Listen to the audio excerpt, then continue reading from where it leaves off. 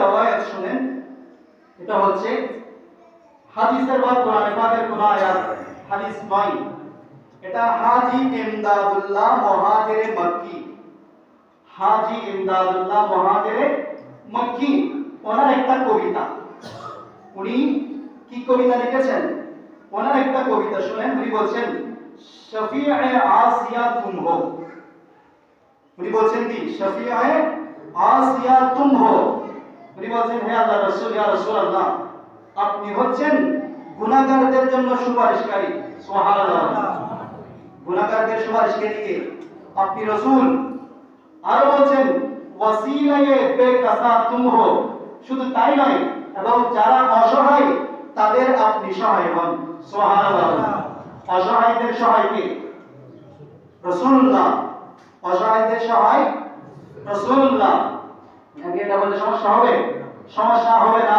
একজন শায়ের বলছেন ये रमज़ खुदाई है अगयारे न समझेंगे, ये रमज़ खुदाई है अगयारे न समझेंगे, देता है खुदा लेकिन मिलता है मोहम्मद से, देता है खुदा लेकिन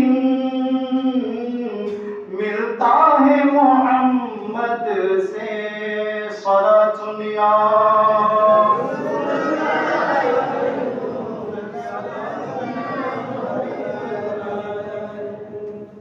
মূলত দেন কে? আল্লাহ। মূলত দেন আল্লাহ।